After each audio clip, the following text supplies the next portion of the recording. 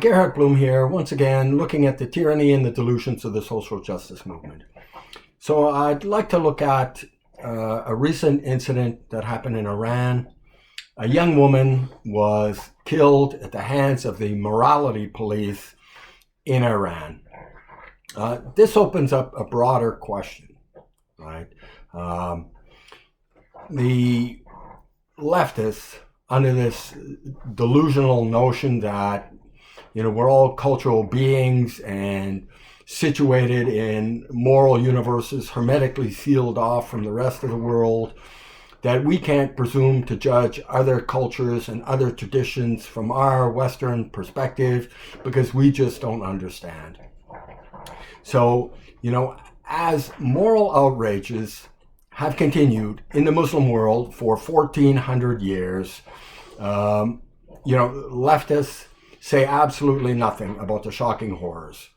Should women continue to be forced to view the world from within a cloth bag, right? Doesn't that deny them the right to be seen and recognized as distinct human beings? Does anybody with the least bit of understanding of human psychology think that forcing girls as young as 9 years old into a life of domestic and sexual slavery, do they think that supports human flourishing? Well, this goes on. This goes on in the Muslim world. 9-year-old girls consigned to a life of sexual and domestic slavery.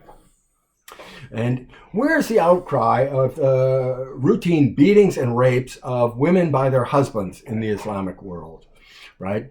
Women have acid thrown in their faces or violently beaten for failing to adhere to Islamic standards of modesty. And they're also raped, right? And no, the stoning of women to death did not end in the 7th century, right? It continues to this day. In fact, the Islamic government stones women to death. This practice is barbaric, it is evil.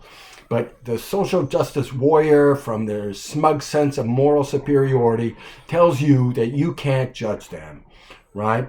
You just can't understand, right? This is why they say nothing about the practice of genital mutilation, female genital mutilation.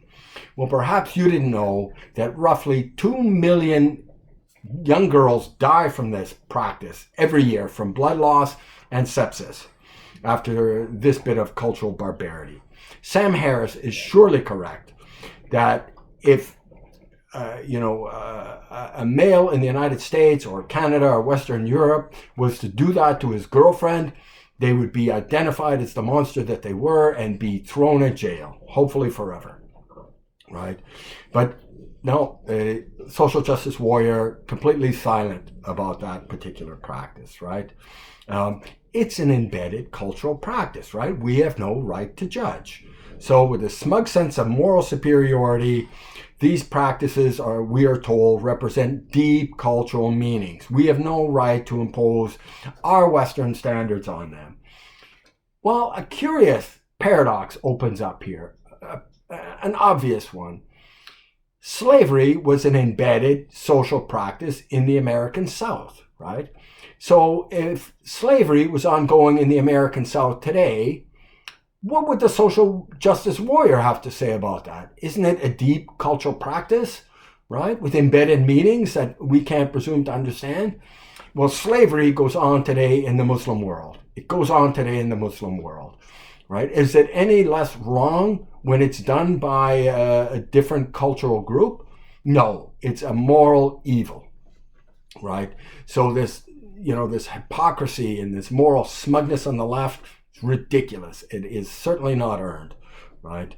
They condemn Western patriarchal tyranny and ignore shocking evils elsewhere. Evils that rival anything that currently go on. The patriarchy, utter nonsense. You want to see the patriarchy, you go to Iran, right? This is disgusting. So when these women turn to the West for our support and acknowledgement and for a voice, because they can't speak for themselves, they will be jailed or killed, and they are, and routinely. The social justice warriors say nothing. We need to speak up and speak out, right? This patriarchal tyranny in the Islamic world is a reality. It's shocking, and it's barbaric. And what happens when you get someone like Ayaan Hirsi Ali, right? Read a couple of excellent books. The book Infidel comes to mind. Oh, and her book on the rape crisis in Europe, right? Prey, right? I've spoken about this previously.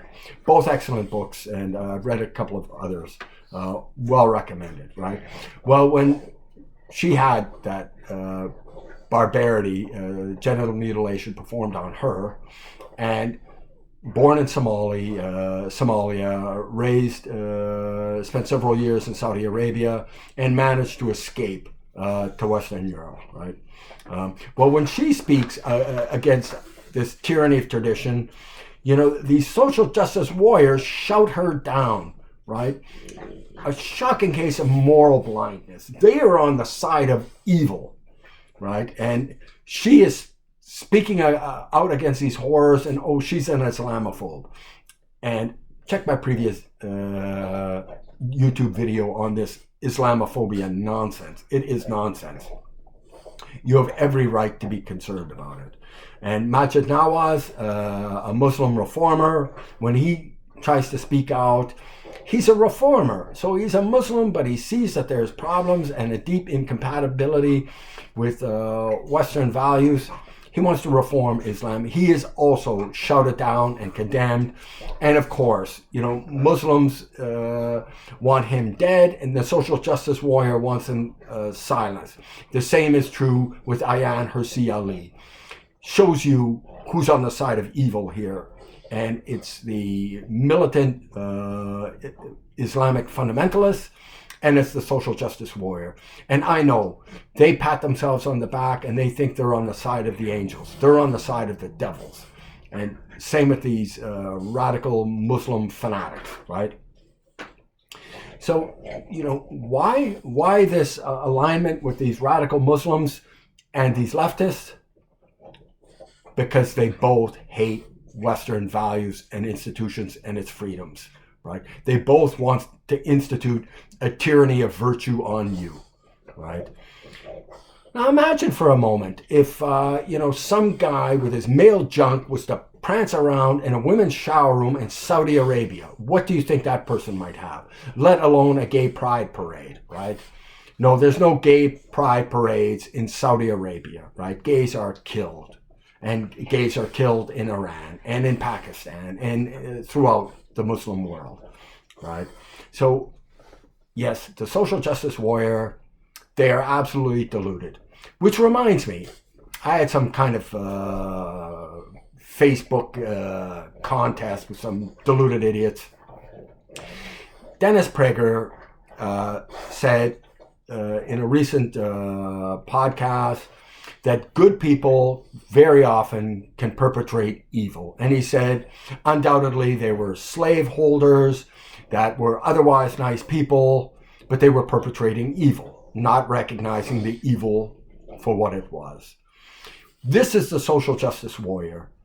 They think they're on the side of virtue and the angels, and they are silent in the villainy and the barbarous treatment of women in the Muslim world, and silencing people who are speaking out against them.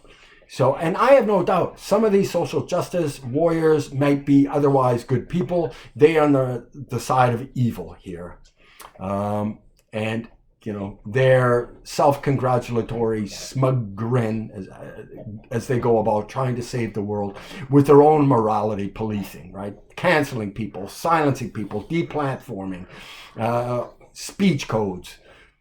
This is morality policing, right? I mentioned before, this social justice movement is cultural Marxism. Marxism rejects basic liberal values. If you're a liberal and you support the social justice movement, you have lost your way. You are lost, right? These neo-Marxists, these cultural Marxists, explicitly reject bourgeois values and bourgeois morality. They have no regard for individual rights and freedoms. They want to tear the whole thing down and build this utopia that we have every reason to believe will turn into an absolute tyranny. Look at what they do now. Anyways, I do talk about these issues at great length. I will bring the groceries. You show up, I will bring the groceries. Read the book. Not important because I wrote it. I wrote it because the issues could not be more important. Thank you so much. Bye-bye.